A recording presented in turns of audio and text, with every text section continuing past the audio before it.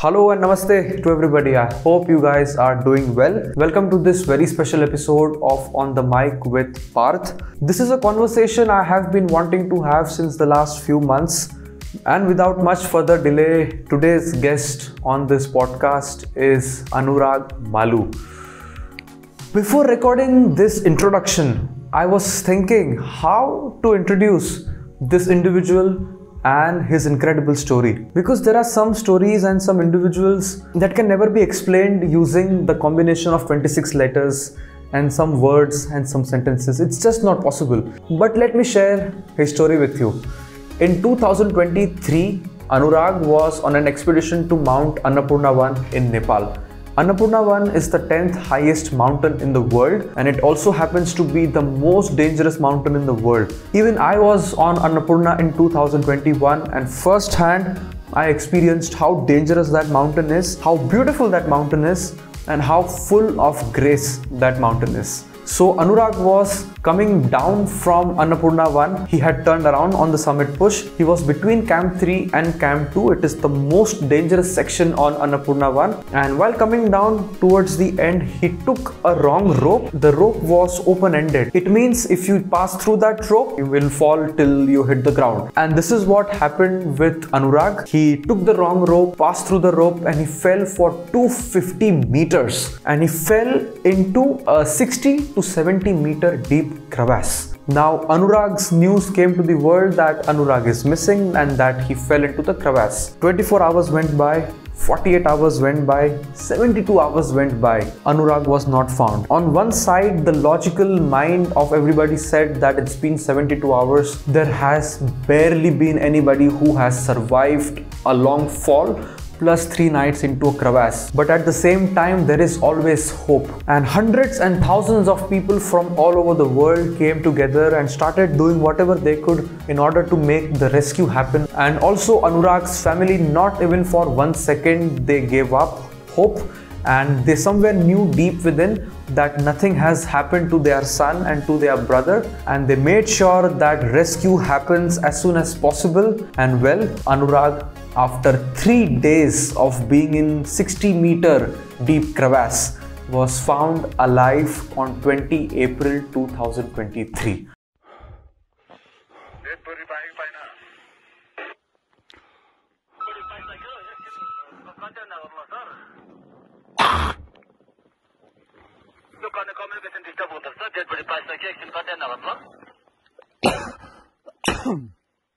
Polish climbers Adam and Marius, without their technical skills, without their daredevil heart, Anurag would not have been found alive. What they did up there that day to rescue Anurag, I don't think most people will ever be able to understand what those people did up there. Anurag's survival story on Annapurna 1 has become one of the greatest survival stories in the history of mountaineering.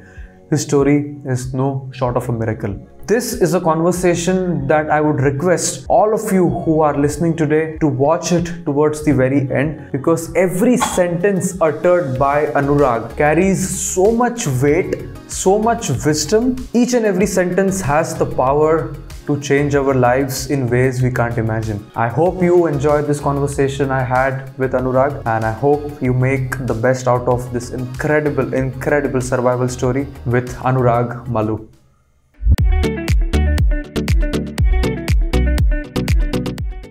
Thank you.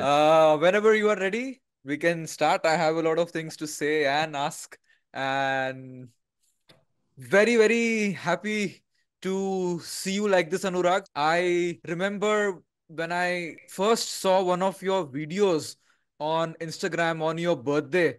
That was, I think, the first time that I remember I got a visual of you, actually how you are and what is happening. I saw a video which made me almost cry and broke my heart, where you could not even hold the knife in your hand to cut the birthday cake. And from there, I just saw you were texting with your thumb nicely, properly, to, from there to here. Just, it makes me happy to see the recovery. So many questions to ask, so many things to tell you. The first question is, how are you, brother? I'm doing very well. I mean, can't complain, very happy.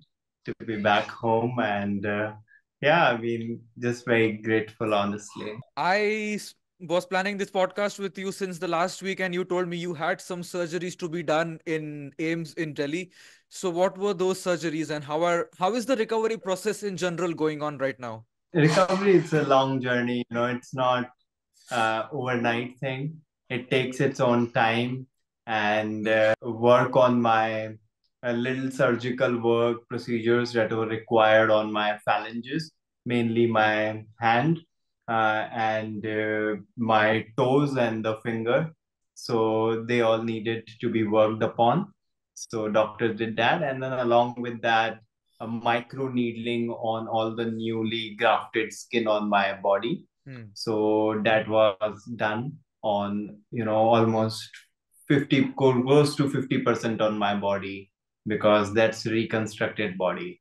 So yeah, and that's why I had because a lot of these operations needs to be done, and the only way for them to do it through full body anesthesia, because different parts of the body were undergoing something or other. So yeah, the general anesthesia was the way. Localization on the body part of anesthesia doesn't really work in my case. A huge portion of the body needs to be treated. We had spoken multiple times as you were recovering in AIMS on video calls. You had mentioned to me many things physically that you were going through because of the Annapurna incident. So, just want you to explain to me and the listeners and the viewers here what is the kind of physical damages your body went through because of the accident on Annapurna. Most of the physical damages are related to the skin Okay. because of the severe grade 3 frostbite. And so a lot of the body is now reconstructed. The skin has been grafted on my body parts.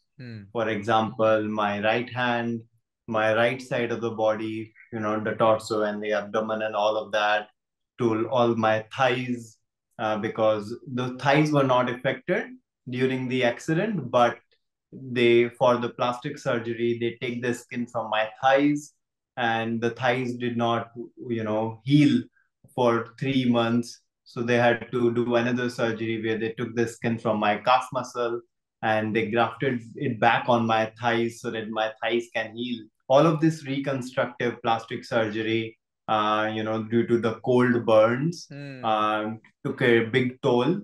A big portion of my time in the hospital was dealing with the cold burns and reconstruction therapies. After undergoing all of that, now I have the new skin in most of the body parts where it needed attention. And so, yeah, that's And more on the physical part of the damage. And then apart from that, there are quite a few amputations that I have to undergo because of the extreme, case in terms of the frostbite that has affected.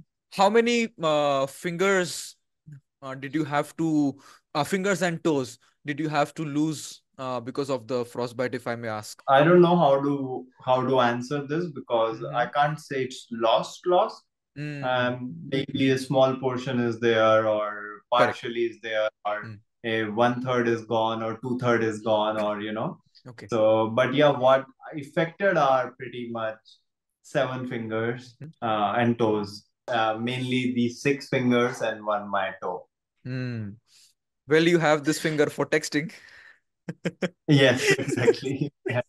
Any brain damage or internal damages which are not on the outside? Luckily, brain is, the safest, and that has stood the Awesome. same as it is. So I think that's a blessing. Call it a miracle, that the brain is functioning absolutely well. Or I would even say it'll be better than what it used to be, hopefully. And most of the internal damages that were early on when I was just rescued were mainly on all of my internal key organs of the body, including my kidneys, lungs, heart, and they were all severely affected, liver. So all of these key body organs were severely impacted for initial 2 months or 1.5, 2 months. After moving initially, all of this is especially my kidneys got stabilized when I was just leaving Nepal. So that's why I was able to airlift it to a AIMS. Once my kidneys were okay, I had around 8 or 9 dialysis there in Nepal, and then I one or twice again in AIMS. Initial 1 month in trauma center was all about getting my core organs of the body stabilized and getting them out of the infection before any plastic or reconstructive surgeries needs to happen on my body, because my body was extremely weak and going through a big traumatic phase. So body needed its time and to kind of get it ready to be performed any further surgeries. So all of this initial stabilization took a while. And once this was done, then I undergone, I think, 5 or 6 plastic surgery. A few more questions on the health damage part, because as a mountaineer myself, I do have a few questions about this. Like, for example, when you said the core organs, which are 5 organs that we have, core organs, which is heart, liver, kidney, lungs, and what is the fifth one? Liver. Uh, so you said they were damaged. So why were they damaged?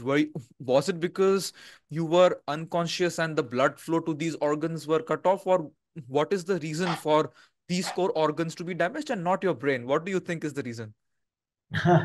I don't know. I think the human body is very, very smart. It understands and responds as per the situation demands. So I'm not a scientific expert. Correct. My answer could be wrong, but whatever little understanding I had through my conversation with the doctors and other experts, what I understood is my body basically shut it down itself when I was inside the crevasse. By the end of the last day, because I was conscious all the 3 days, and so basically when I was about to kind of lose my consciousness fully, my body decided to kind of get into that shutdown operation mode where it just it just press the button where it gets into that. Before you reboot a system, you you put it on the sleep mode, and actually the body went through that sleep mode. I'm taking a pause right now, taking a break kind of a thing, and before you restart me again, then it got restarted once the CPR was given to me for 4.5 hours. And then after that, coming back to Kathmandu, it kind of restarted again. But body knew that after 3 days of inside the crevasse, I have no energy left.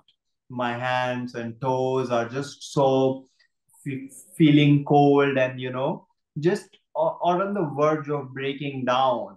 And then the body knows how to kind of respond to those situations. Brain knows.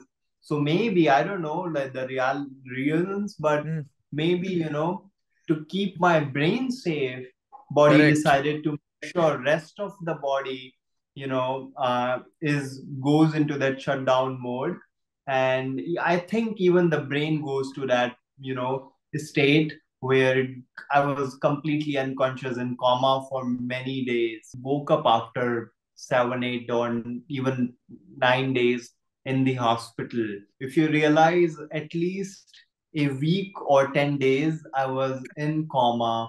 I was, my brain was coming back slowly. My body took some time to recognize people or anyone, and because no one had an idea, what if I'll be able to even recognize anyone, what if my brain is not working once I'm coming out of the coma. No one had any clue on these things, but luckily, fortunately, these things worked in my favor, and that's why we are talking.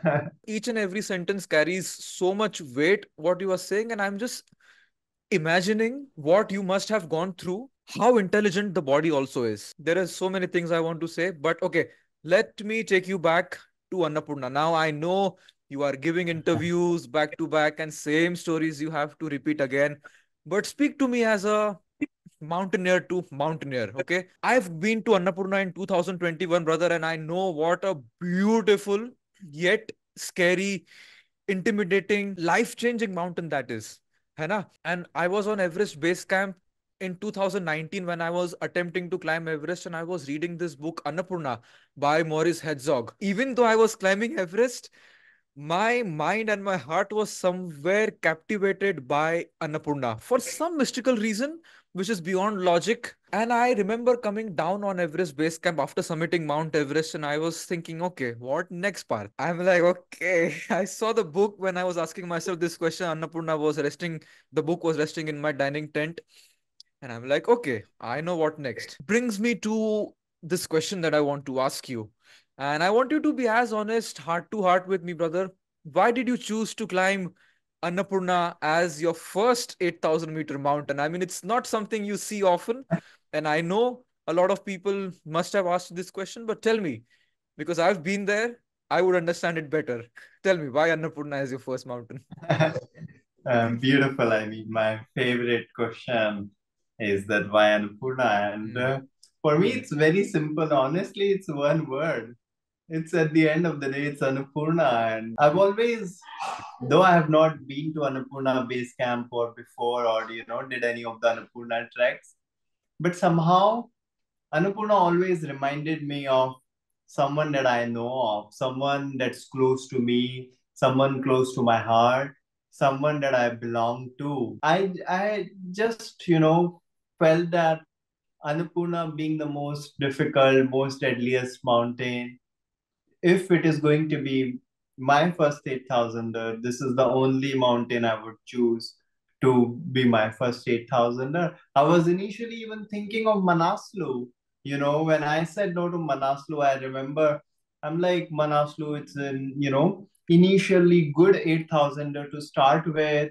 It'll give me a lot of confidence and all. When I made the decision to not do Manaslu, it was very, very clear that it's going to be Annapurna. That's how I would start my 2023 with my 8,000-meter expeditions. If I could climb Annapurna, basically for me, that's it. If I've climbed Annapurna, I pretty much in my head thought, in my head space, I thought, then I can climb any mountain in the planet. That's why Annapurna was my first choice. Hmm. That Annapurna resembled that uncertainty, it resembles that unknown, Hmm. that it resembles everything that can go different, unknown, as in the life of a mountaineer. Annapurna possesses that. Somehow I've felt a very safe feeling inside me. Wow. This is the mountain I also belong to. If I want to start my first journey, it has to be Annapurna.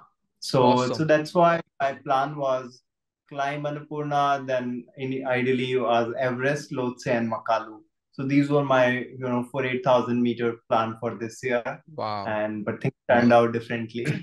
I would like to extend on one sentence that you said, that I felt safe and secure somehow. And I actually on like safe and secure on Annapurna. And I actually have a video from Camp 3 of Annapurna when where me and Keval, we are sitting in the tent, and we are like, we just escaped two avalanches in that French couloir in that gully, Camp 2, Camp 3. You know what a crazy route that is, more than anybody else. Though we were seeing the avalanche come our way, though we were seeing Sarak fall on our side, we never felt, both of us, that something is going to happen to us. Somewhere, as you said, the Annapurna Devi, the grace of the mother goddess, was somewhere Exactly. with us. And I so strongly felt कि summit हो ना हो, मुझे कुछ होगा नहीं. Exactly. And somewhere आपको हमसे थोड़ा ज्यादा हुआ, लेकिन फिर भी देवी ने आपका ध्यान रखा. Do you feel what I said is something that you resonate Yeah, with? absolutely. Absolutely. It echoes within, I'm here because of Annapurna. I mean, Annapurna protected me for those 3 days and nights and sent me back home. What else one can really ask for? if it is, not from Annapurna. All of these miracles happened in my stories through Annapurna. Now, when I reflect on this whole journey, it feels like somewhere I feel like, I've manifested it myself. It's just bound to happen, and I'm just a puppet following my, path and my on my journey, and just the chosen one to experience something like this. And I'm glad Annapurna chose me. So Anurag, you were on Annapurna and you did the acclimatization rotations, everything went well, I'm assuming, and then you went for the summit push. From what I heard from, I think Camp 3 or Camp 4, you had some health issues and you had to turn around. So start from there. What happened? When I'm reading on internet now, a lot of stories that are written about me, Okay. especially the Annapurna climb, and sometimes I just laugh at it. And I'm like, no one has spoken to me and just written a lot of these things without having a clearer picture that how I was climbing. So one of the myth that was there that I was climbing without oxygen. And I just read it today that somewhere it is even written that after seeing Baljeet climbing without oxygen, I started to climb without oxygen. And I started laughing and I'm like, oh gosh, how do you even know some of these things when I don't even know myself that. And so I was climbing, first of all, with oxygen. Hmm. I started using oxygen from Camp 4 onwards, when I was leaving for the summit push. So that's when I put oxygen for the first time. And Annapurna, I wouldn't have risked it by not climbing without oxygen, because it's my first 8,000 and I know that I will not risk it at all. I want to just make sure that I'm able to climb this successfully. That's it. So no health issues were there majorly. I had obviously cough at high altitudes, you get dry cough. That was there for sure. So we started climbing, I think, on 15th of April around 10 p.m. onwards. We left for That's the that's my birthday. oh, lovely. So yeah, that's when we started. And 15th of April. People started little earlier. I think by the time I was going slowly. I was not rushing so much. I had another issue because of my glasses. When you're wearing those masks on the, face, especially the buff, the eyes gets, covered with this mist. So I'm not able to see it. Yeah, it's fogged So up. what I was fogged up. So exactly that's what was happening a lot Hmm. after that, because your cardiac muscles are continuously acting. It just every time it fogs up. So I wanted to change my glasses, and that's where I told Dai that yeah, now I need my ski glasses, and I need to put that so that my these normal glasses will be under it, and I will have my ski glasses on the top of it. It'll help me walk faster. So we changed it. I don't know the timings exactly, but during that time when we changed, a lot of people that were ahead of me went further ahead. And we were not too many people, maybe few people behind me or couple of more people here and there. But there was a point when the morning sun rose, and I was like, I don't see anyone around. So I'm like, guys, people have reached already the summit. Have you heard any news from others? If they have made it to the summit, or if I'm too late. So that was my main concern, that if I'm too late, or we are still on time, that I can reach the summit on time. Yeah, we continued our journey. As we continued, the morning sunrise, I can see that the last portion, the last big stretch of Annapurna, when you reach the main hill, is just not ending at all. It's just walking one step at a time, and it just never ends. And I'm like, gosh, when will it end? When will I reach the summit? I think around 1 or 1:30, or maybe 12:30. I don't know exactly time, but it was somewhere close to 1 o'clock in the afternoon. And summit was still, I think, 2 hours or maybe 2.5 hours away for me. And I think I was maybe 200 meter, close to the summit. It was the final last stretch that we needed to climb. And I know Chepaldai and Vivi and a lot of other climbers were coming down. That's when we had to decide, we were still continuing, but then we spoke to Chepaldai and he said, it will be too late for you to reach Anurag, the summit. And by the time you will start descending down, the weather will change drastically. It'll be very difficult for you to descend down, and you can't stay there at this, height, almost 7,900 meters plus. You can't really stay.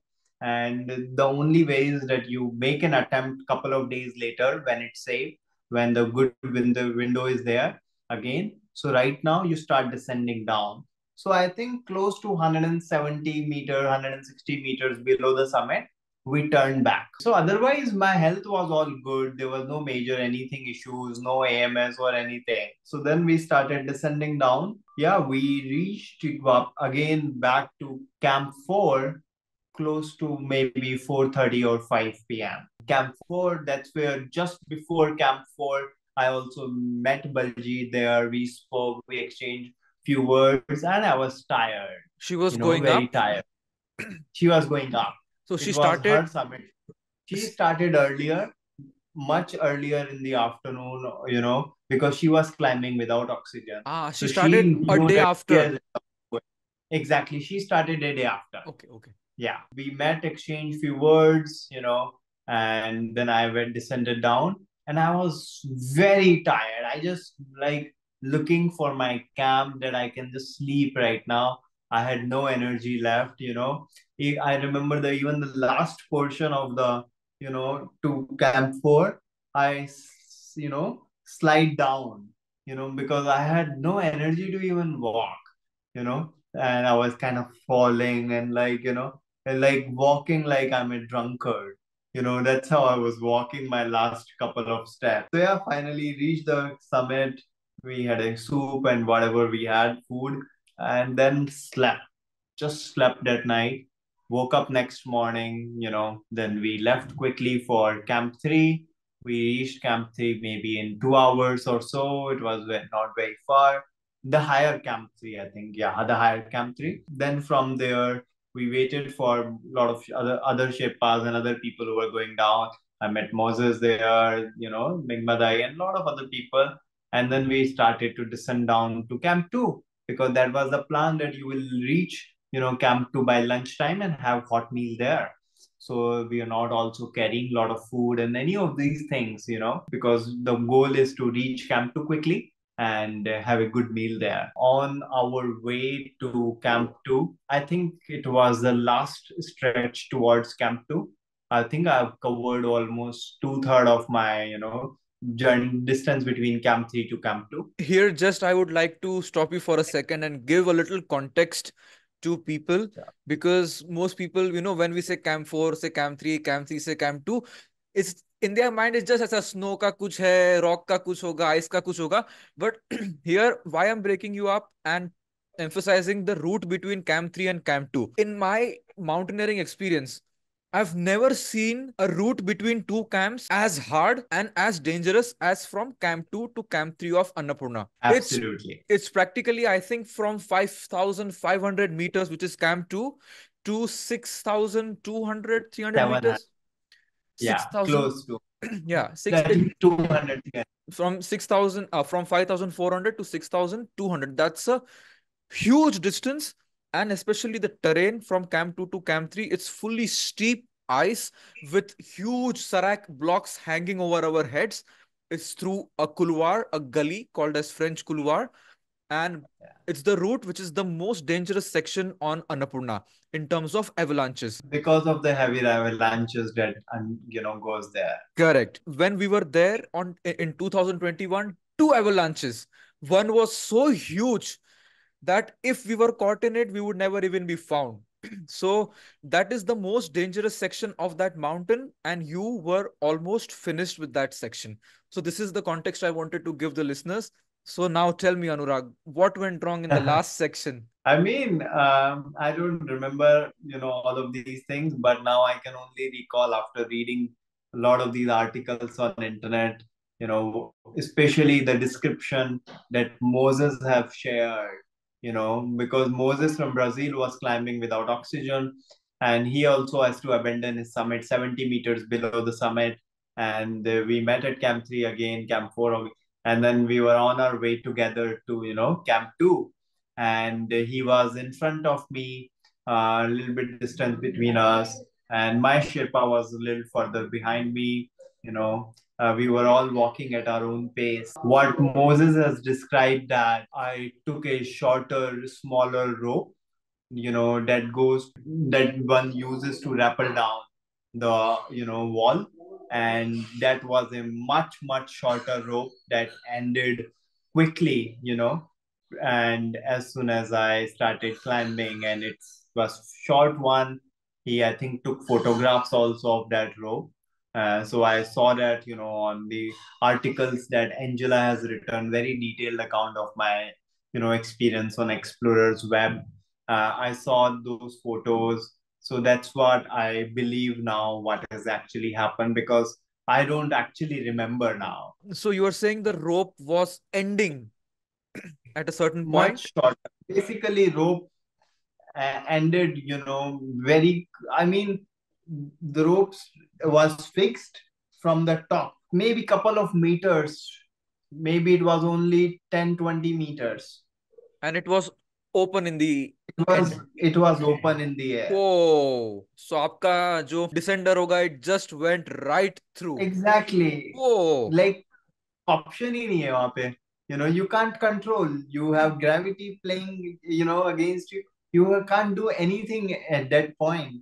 So the only thing that I wished that could have been different was these broken ropes were removed by the Sherpas when they are fixing the ropes to the summit, so that none of this kind of oh. mishap happens to anyone. Just because a broken rope was lying there, it could be many reasons, maybe an avalanche came, whatever, with winds, with snow, the ropes got broken, whatever has happened. But there were three ropes, and I picked the another third rope Oh. that was a shorter one and not the correct one. And And I fell straight 250 meters down, oh, and 80 meter inside, 70 meter inside the crevasse after hitting the portion there on the slope. Anurag, do you have any memory of that fall? I'm falling. That's it. So That's the you, last memory. so you knew you were falling. I knew I was falling. And That's it. what was going on in your mind in that instant when you were falling? I I have no idea. The Hmm. only thing that I just read today only on internet was Moses even mentioned that I did not even scream. There were I had no screaming, sound or voices that they have heard of when they saw me falling. They didn't hear any voice, any sound from me that I'm falling. But after going inside the crevasse, then I started. So I was conscious inside the crevasse. I saw. Yeah, go ahead, please. Let me just stop you there. I'm sorry I'm cutting you off, but Sure, sure. so let's speak about that fall. 250 meters plus 60 70 meters in the crevasse. I mean, Again, I don't know. I have read all of this on internet only. okay. And that's So how I have discovered my understanding of this whole situation. correct. So the question here is, were you hurt in that fall itself? Do you remember in the crevasse when you were conscious, when you were screaming for help? First of all, were you hurt? I think I was very clear that I had no major bone related issues. And luckily, when my body was, taken out from the crevasse, I had no major fractures. Okay. There was only one minor fracture in my sixth rib, and that also got dissolved after a couple of months. But that was body automatically healed. But that was the only fracture that we know of medically in my body. Apart from that, no fractures. And when I was even sitting inside the crevasse, little bit of pain obviously is there because of the fall, but I can easily talk to myself. I can make my own videos. So I was not hurt too much. there was no blood, on my face or, on my head or anywhere else. It was very smooth, I would say. Oh, no, I'm very glad, because if you were injured, the body would have shut down much more faster. And okay, Exactly. so So you I think my fall would have happened.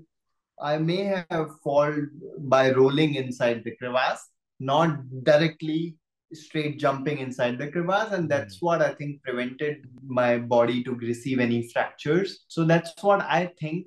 That's how the fall has happened, where Yes. I rolled down inside the crevasse, initially 40 meters maybe, and then another 30 meters afterwards, when I would have made attempts to come out or made attempts to help myself rescue, I may have fallen another 30 meters, because if this would have been a straight 70 meters, I don't think, like, I just don't get it, how in my head also, how would I even survive a big fall like this? Exactly, exactly. And I think it's the way you described, you went on rolling, and above that, the grace of Annapurna, which was somewhere protecting you. Okay, Anurag, you fell into the crevasse. Do you remember the first few moments? What were you seeing around you? What were you thinking? What was the process in your mind which was happening? Take us through that, please. So I don't remember anything of my 3 days inside the crevasse, 3 nights inside the crevasse. I have no memory of it. Zero? And even in no, zero memory of it, including my initial 7 to 10 days of hospitalization in Kathmandu. I don't remember anything. I've lost all of that memory. I have recorded my videos inside the crevasse in my GoPro. So now I have seen that. So now I am trying to remember if any fainted memory can come. So now I know that I was inside the crevasse. I've seen those videos. I have a whistle that I carry on the mountains, that in emergency situations I can use the whistle. So I was blowing up that whistle continuously for hours and hours, so that anyone can hear me, from the top, and can come and rescue me. I'm shouting, screaming, asking for help. Annapurna, come save me. Anyone, send anyone for rescue. Come and send anyone for help. I'm here. I'm explaining where I fall down, where I'm located. All of these, coordinates I'm trying to tell in those videos. And yeah. Why do you think, I know you don't have any memories of this thing, making videos would not have helped in the immediate rescue, but I'm sure there must have been a thought process in your mind behind making those videos. So why do you think you made those videos? My understanding is that I'll be gone after, like, maybe if in worst case I'm not found out. Maybe if anyone discovers these videos in future, they would know, this is where I Hmm, was, hmm, hmm, this is where I fell down, what was I doing, how was asking for help. So hmm. maybe in future it might help anyone else. Got it. After trying your best, I think you must have, body must have gotten exhausted and tried to sleep. And I think that's when you must have lost the consciousness, and that's when the body must have slowly shut down. Is that what you think is? Um, Not really.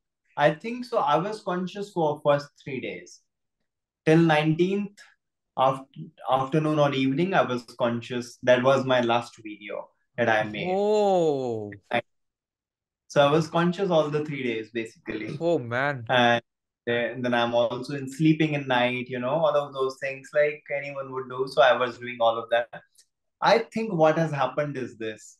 After looking at the videos of my rescue, the position that I was found in, fully covered under the snow and ice, I think a big avalanche came on the night of 19th. And I think I was caught in that avalanche inside the crevasse. And I was fully covered and immersed under the snow and ice. And that's what the position I was found in when Adam, saw the first glimpse of me in my red orange helmet. And that's the position I think. Otherwise, I was sitting. I created my own kind of mini base camp, base station inside the crevasse where I'm sitting comfortably. Here my Okay. bag is lying. Here my bag is lying. Here my, sleep, my pee bottle is lying. It's fully packed. My pee bottle is fully covered. Like there is no space left. So yeah, I saw all of those things, and that's how I know that I created a space for myself where I was sitting down inside the crevasse. I can't see anything outside. Oh, I can't, when I'm even making noise, no one could hear me because even in the snow, snow absorbs the sound, especially going from a crevasse, from a closed space. correct, correct. It's not an open space. And so, yeah, no one could hear me. And Yeah. outside, while these 3 days, most of the people, and I would admit, even me, in front of you, I would admit that I had thought that there is 100% chance that you will not make it, because we've seen the history, this kind of survival stories. And crevasse में जब भी कोई गिरता है, पहले तो the fall itself is like the major factor in destroying the chances. And secondly, 1 day, 2 day, 3 days, it is almost unheard of. Like, there is one story which comes in my mind when I look at your story, Touching the Void. I'm sure you would have heard about that book or that movie. That guy falls into the crevasse, I think in South America, and he makes it out 3 days later. But there have been hundreds of cases where people just don't make it back. I was in Kathmandu. I think it was 19th or 20th morning, when 20th morning, 8 correct, a.m. when one of the WhatsApp groups that we were in, some guy messaged. I remember that bloody message so well. Guys, Anurag is found alive. I jumped out of my bed with my heart pounding. I'm like, then I started calling people who would know the details. And I was like, whoa, unbelievable. I'm like, I was first time in my life glad that I was wrong about something. Adam from Poland, who is one of my inspirations when it comes to alpinism and mountaineering, he was the one who Indeed. was able to get into the crevasse and bring you out of it. And I'm bringing this up because, from what I heard, correct me if I'm wrong, because I've heard these things in all media and all those things. It's very, very cluttered. So there had been attempts to get into the crevasse, to maybe find you by the Sherpas, the local Sherpas there, but they were unable to. But then Adam and his partner, sorry, I'm forgetting the name, Marios. Marios, correct. They were at Annapurna Base Camp miraculously. Some of the most technically strong and genius mountaineers in the world were there, and they volunteered to rescue you. Tell me about it. Tell me about the Sure. your perception of what happened, because you were not there to see. But then tell me about the rescue, Anurag. Just very, very grateful that Adam and Marius were there at the right time when I needed them the most. In one of my videos, I even said that that there is a 40-year-old gentleman who will come and rescue me. You I don't said know that. how I said, but I've said that, that in one of the videos, there's a 40-year-old gentleman who will come and rescue me. Wow. So yeah, it's fun after watching all of these things that, yeah, how life operates in these extreme situations, but yeah, I mean, so Adam and Marius and then another gentleman, they were supposed to climb and ski down from the northwest face of Annapurna. It was their Adam's, third attempt to climb, in an alpine style and ski down that face of Annapurna. Third gentleman was climbing Manaslu first, and he was supposed to join Adam and Marius on the 19th or 20th to Annapurna. Adam and Marius, when they were climbing, they saw that this winter has been very bad at Annapurna. There is hardly good snow. There is hardly any ice, and rocks are falling apart. When they are trying to climb, a lot of rock was coming on their faces and hitting them. When one's rock was hit, directly to Adam's helmet, he decided there is no point, climbing this face right now. It's too risky, extremely risky to climb this one. considering the bad weather and then less lack of snow and a lot of rockfall. They decided to abandon their summit and came back to the base camp on 19th morning or afternoon, whatever. And but then they came the base camp to the base camp. They found it very deserted. Hardly anyone was there except the staff of cooking staff of a Seven Summit. And so they met them and they heard my incident that this is what has happened. Honestly, they just volunteered when Chang Dawa, they asked them that if they would come forward and help rescue me. And Adam straight one word answer is, when I asked him, why did you decide to even rescue me? And his answer was, Anurag, today it's you, tomorrow it could be me. If I won't, who else will? Wow. This is what we have done as mountaineers. This is our values. This is what mountaineering has taught us.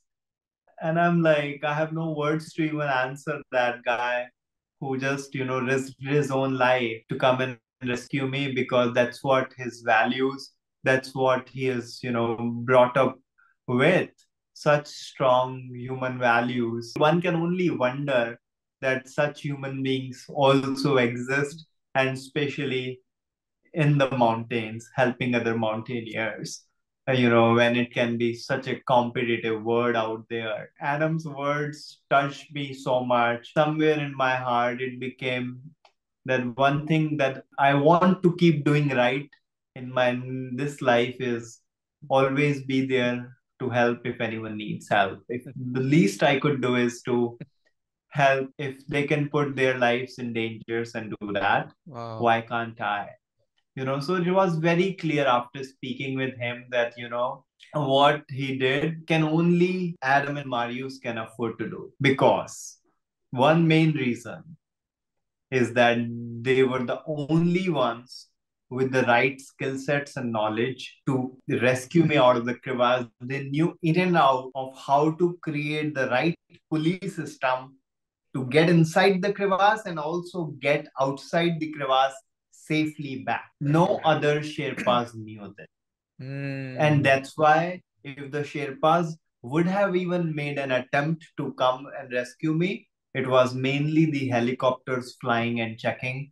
No one has been able to risk their lives and go inside the crevasse because they did not have the necessary skill set that's required to get inside and then also come outside safely from the crevasse. And that's why everyone was so hesitant to go inside the crevasses, risk their own lives, Of course. knowing what if they are not able to come themselves out.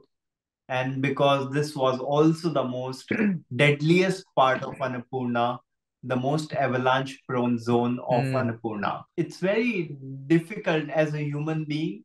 It's very easy to keep that expectation high that why Sherpas did not go and, made an attempt to try. Dude, the weather is very bad. At the same time, it's putting their own life at risk. And then at the same time, the most important one is having the right skill set. If they Sure. don't have the right skill sets that is needed to pursue this complex rescue operation, it's waste of an effort to put their own lives also at risk. Correct. No one should do that. Yes. If you don't have the right skill set. I would not even advise, one should even do that if you don't have the right skill set. Correct. Only because Adam and Mani knew all of this. They were able to rescue me because they knew how to get outside the crevasse again if they go inside. Something like this also happened when Adam told me, about the rescue in our detailed conversation. And he mentioned that after getting me outside the crevasse, Tashi got stuck inside the crevasse. Whoa. And he couldn't come out for a while. And then suddenly they saw from some other end, a guy is coming outside the crevasse from some other end that was open, or somehow he found his way to come out of the crevasse, but he actually got stuck. And Adam was actually already planning to go back inside the crevasse to take Tashi out. So this was already in his mind when he couldn't see Tashi for a while. I think it is very necessary to point this one fact out, that most mountaineers, including me, are not technically equipped to deal with the worst case scenarios. And I think for me Including personally, me also, you know. I correct. don't even know such technicalities myself that I can perform a big technical rescue operation like this. Correct. And as a mountaineer who wishes to climb mountains for the rest of my life, me, after listening to the kind of rescue that Adam did and the importance of knowing those skills, I have vowed to get myself technically more strong, so that first of all Yes. I don't get into danger, and secondly, if someone around me is in danger, I should be able to do what is needed. Help. है ना? Because as a mountaineer, Absolutely. as a mountaineer, if you go unequipped, then I think it is a very stupid thing to do, which I've been doing. Now that, I mean, my comparison is now straight to Adam, how to become as good as Adam, you know? And that's a good aspiration to have as a mountaineer. Absolutely. I don't deny that. I mean, one thing I would like to share here about Adam and Marius and everybody involved in the rescue, what they did up there, I don't think most people can understand, and most people can even imagine the kind of skill set and the kind of risk they put themselves into. They didn't even know that if you would be alive. Mostly it would have been a body recovery operation. So to Exactly. be, And that's what it was actually for them. It hmm, was a body recovery mission and it was not a rescue mission. correct. So, and Adam was shocked when he saw my eyes blinking and he saw my fainted heartbeat. You know, that's where it turned into a rescue mission from a recovery mission. And that's what Adams told me that, we went to recover your body because no one thought that you would be alive after 3 days and, and nights inside the crevasse. And yeah. Oh, a very big heartfelt thanks to Adam, Marius, and everybody involved in that rescue. And I mean, thank you is so small, you know. And Yeah, how, absolutely. I mean, it was Marius who knew how to make their entire police system. He was outside the crevasse and made it. Adam went inside, rappelled down inside the crevasse to take me out. There were five more Sherpas from seven summits who were there supporting the entire rescue mission. wow. So it was a huge team effort, but the most important part in this rescue mission that is something can never be undermined is the pilot of the helicopter, Sobit Gauchan. Hmm. His role was extremely crucial because no one can land where he landed just for a fraction of seconds to help them get down. Because you are talking about landing a helicopter in the most dangerous part of Annapurna where avalanches keep coming every couple of minutes, and he pulled that off. So pulling something like that off is not an easy task. I just had so lucky to speak to Sobit earlier today only, Oh, the pilot, and we had a lovely conversation. And he was sharing a lot of these things with me, and I was like, wow, it's not easy in his role also as a helicopter pilot to be supporting the whole rescue mission. What his role was incredible to help the team get on the slopes of Annapurna and then get them back out of Annapurna again safely. wow. Oh, क्या बात है यार. I mean, so many amazing people involved. It's no short of a miracle, your whole story. And I would go as far as saying that this, your story, your survival story on Mount Annapurna is one of the greatest survival stories in the whole of human adventure history, in my perception. I'm sure, you came out alive from there. I'm sure your journey onwards in this world would be enlightening to a lot of people. So, so Anurag, so you came back to Pokhara. You were brought down to Pokhara. Take us through what happened after. And was your family there in Pokhara when you were brought down? And Yeah, take us through the whole journey. my brother even reached the Annapurna base camp. He was there during the rescue time, Oh, and he made it there. And yeah, so in Pokhara, then they got me to Pokhara, the Manipal hospital there.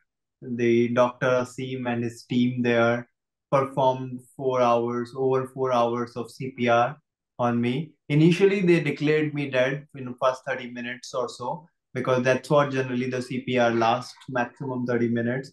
And after that, no signs. So, but my brother kept pushing them, that he's alive. My family never gave up on me. My family always knew that I'm alive, and they were, I'm there, safe and sound. So they never had even an iota of doubt in their mind that nothing has happened to me. So somehow that faith they had in me and my resilience was, I think, helped me also come back, because they just didn't give up. And same with Dr. Asim Subedi at Medicity at Manipal, and in Pokhara.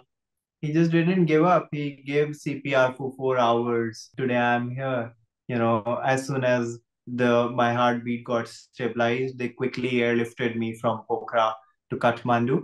That's where I stayed for 21 days with my entire family. 21 days where my, infected kidneys were treated, and my core body, was got into in stabilization mode.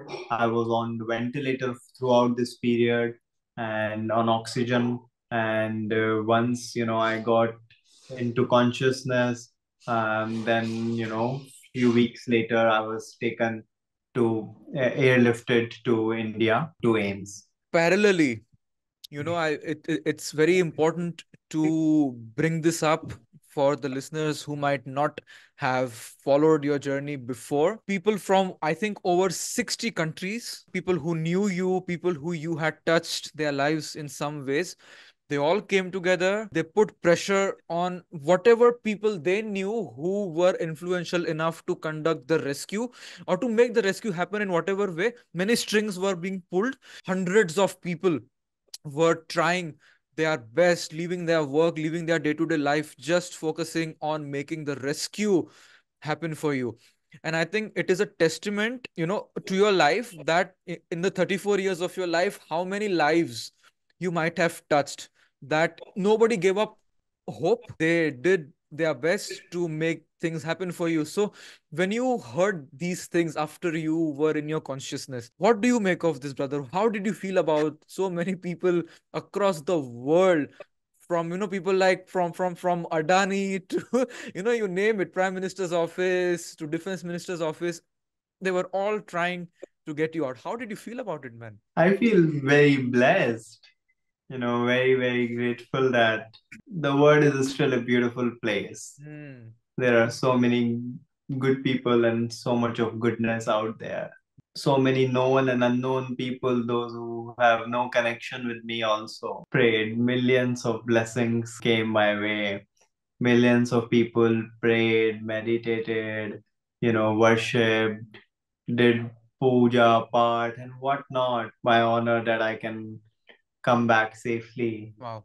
The biggest thing for me was they just did not give up on me. They somehow knew that I will find my way, and they did not give up in making every ounce of that effort that is needed to bring me back.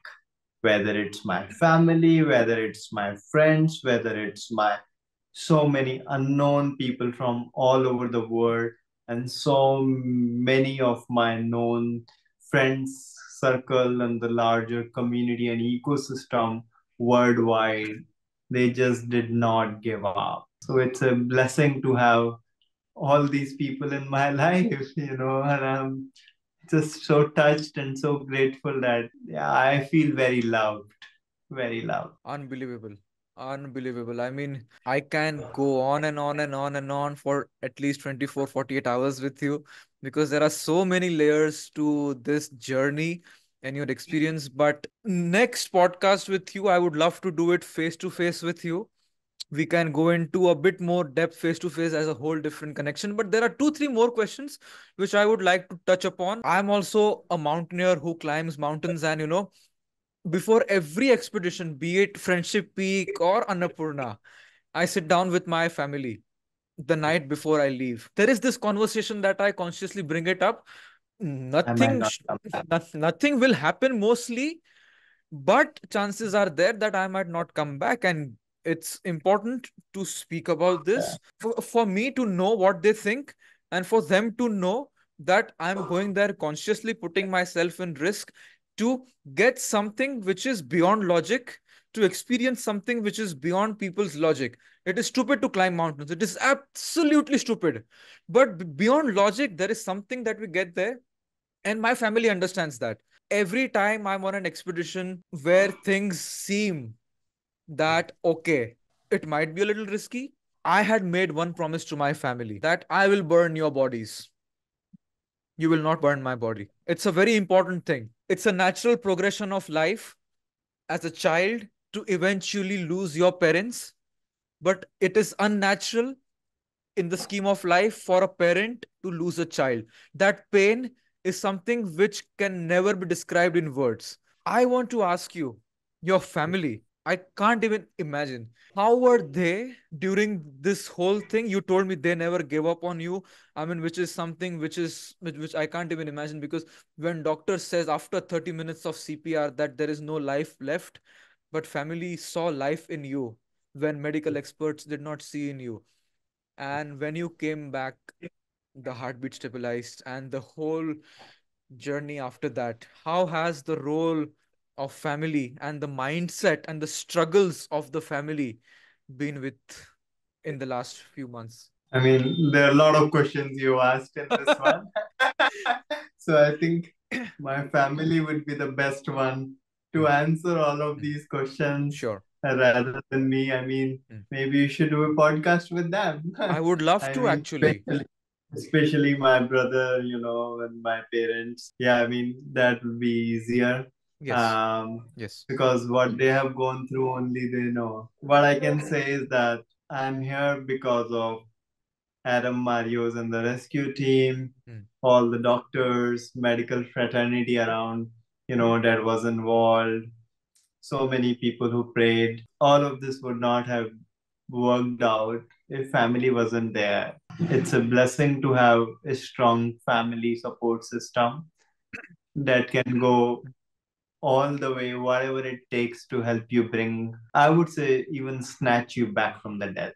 क्या बात है. So, matlab, क्या बात है. my brother had never any doubt that nothing has happened to me. Wow. He just knew, उसने घर पे जाते वक्त भी यही बोला था, मैं भैया को लेकर ही आऊंगा. Even mama अभी वो जाती है. Mama tells me, my mom shares this with me now, that I remember my last conversation with my mom, and this is what we discussed, and I told her that even I will come back from the hard, difficult times, whatever. मतलब मैंने हिंदी में बोला था mummy को ये बात. Mummy मुझे बताती है कि मैं मौत के मुंह से भी निकल के आऊंगा, और लिटरली वही हुआ है. मैंने मतलब मम्मी जब बताती है तो लगता है कि यार, मतलब सब कुछ प्लान था, मतलब सब कुछ होना ही था. मैं तो जस्ट एक पपेट हूँ उसमें, उस जर्नी में जिसको ये सब करना है, और जिसकी लाइफ में ये सब हो रहा है. It's all written somewhere. I feel, I'm just walking on those footsteps, doing my part. It's all meant to be there, and it's all happening. I had no control on it. I'm just guided by a force that is helping me live this life, that I can experience all of this magic and miracles. So, what else can be more beautiful than that?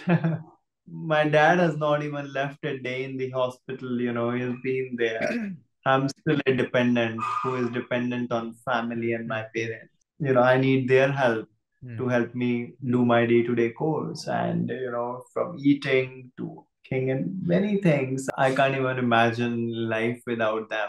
I was bedridden for 5.5 months. They were the ones who took care of me from everything. It was not on their plans, but it happened and they were there. They didn't give up. Resilient ones, not me, it's them. My spiritual guru says this one thing, that the divine grace is not here to fulfill your stupid plans. It is here to fulfill life's plan for you. As you very rightly Exactly. said, that things were already planned in a realm which is beyond our perception. You were just a puppet. You went through the ordeal. One or two more questions, Anurag. ये जो recovery के time पे when you were in the hospital in Ames, not knowing whether you'll ever be able to walk again or how your future looks like. So, how was your mindset in the recovery phase? How were the dark times, the dark thoughts, and what was that anchor which was holding you? My body has lost all the muscle memory. So I Hmm. don't even know how to get up, how to know even Oh. how to lift myself, my body up, even my neck. Forget about my chest and like the upper body. My legs, like they were just lying there for the longest time. So I have no clue, what it will look like, that if I will be able to walk again or not. But my doctors miraculously worked with me, on my physiotherapy and occupational therapy, made sure that I can do all of that. So all thanks to them. My Hmm. parents pushing me, there was a very difficult period for me, two very difficult periods in hospital for Hmm. me, Hmm. apart from all the pain that you go through when your wounds are getting dressed. The two big moments, that had a big impression in my mind is one when doctors asked me for the amputation. And because I never imagined that way, they did that, this would happen to me. Never thought ever in my life that, I will be a disabled person, or, fingers and hands and, different parts of the body, experience this amputation. And it took me 10 days to accept within my mind that I have to be okay with it. It took me 10 days to give my consent and okay to doctors that. Oh. But the day when I made up my mind, that's it. That was the last day, I looked back, never looked back. I have no doubt to return to the normalcy now anymore. I know I will come back and Hmm. I'll come back much more stronger than ever Hmm. that the world has ever seen. So I have no doubt on it. But yes, that was difficult. And Hmm. then the another one when my both of my thighs, were infected, and Hmm. my thighs were not healing for 3 months, and the skin was taken from those thighs, and it was going through severe pain, clot of clots and infection. They were just not healing for 3 months. So that one point I thought, maybe I don't know what God has in plans for me. That one day this thought came to my mind, what if I will not even have legs now anymore? What if they have to cut my legs if my thighs are not healing at all? After 3 months, these thoughts came to me. पता नहीं यार क्या होगा?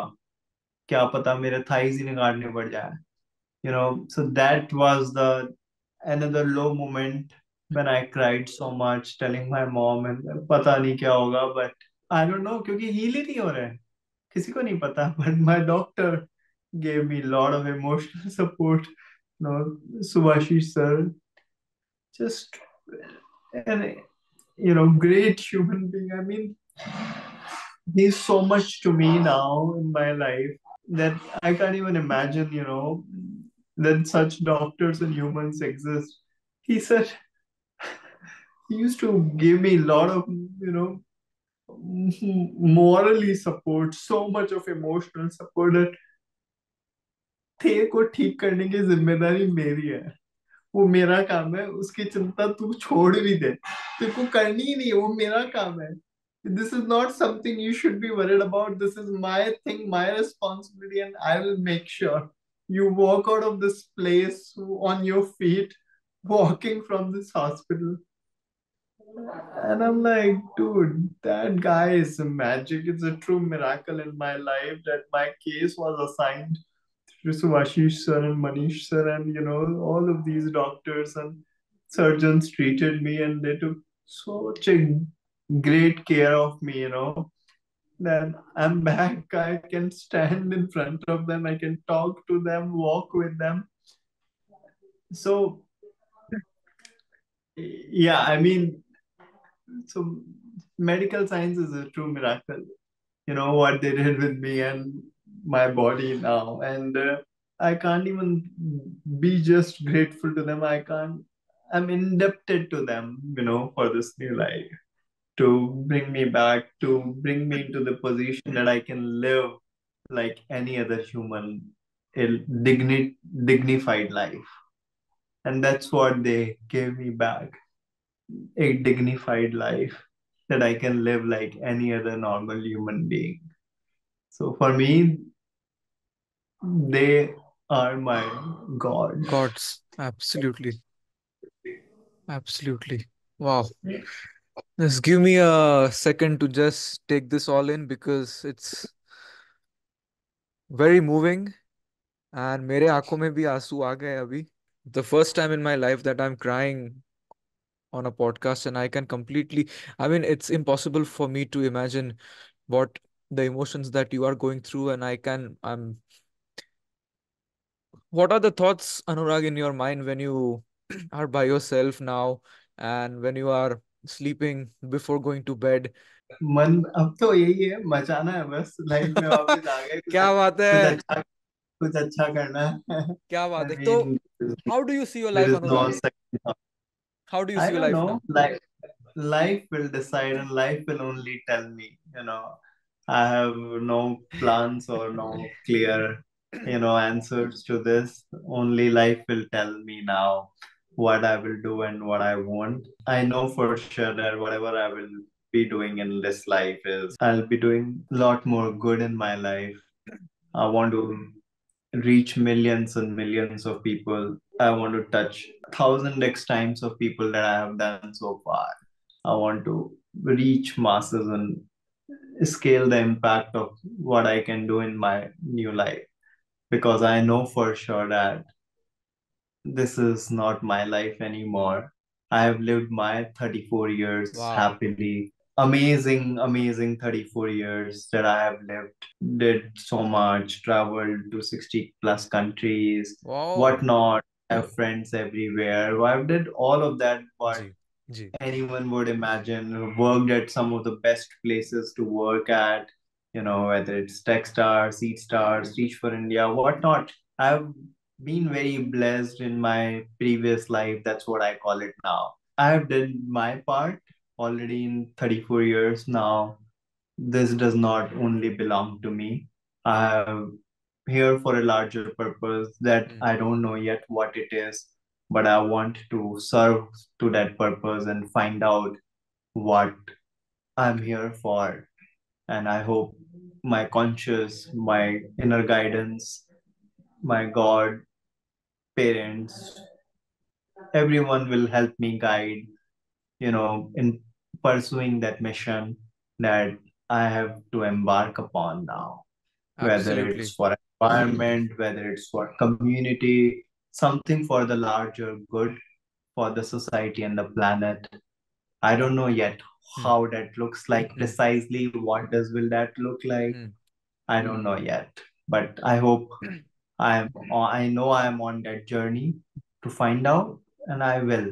I'm sure. And from what I can see, you know, you are still in that phase of discovering the lessons and depth of the experience that you went through. It's a very deep well of experience and wisdom, the well of your experience right now.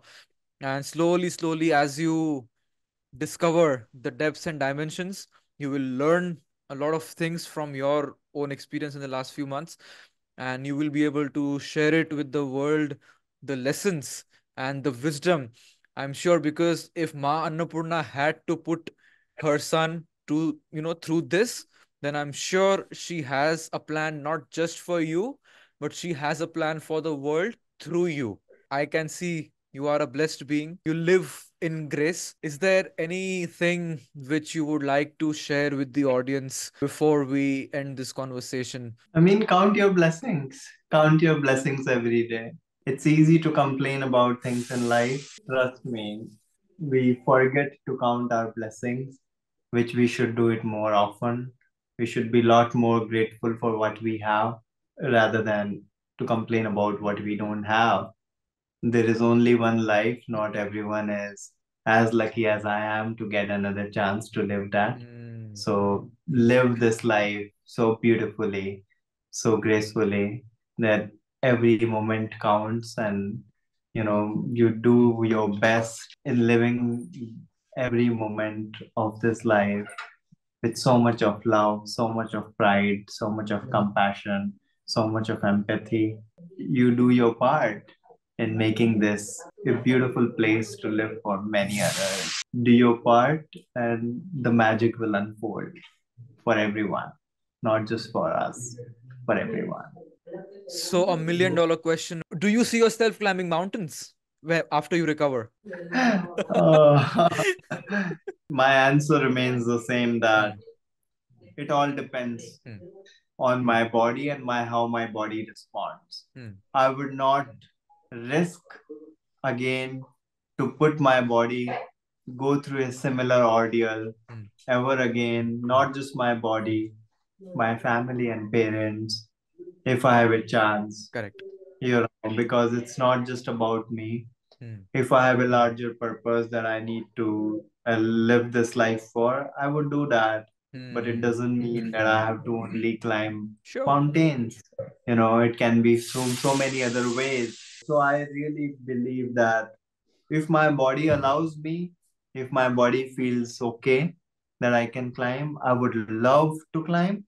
Maybe I may not be able to do an 8,000 meters It's okay.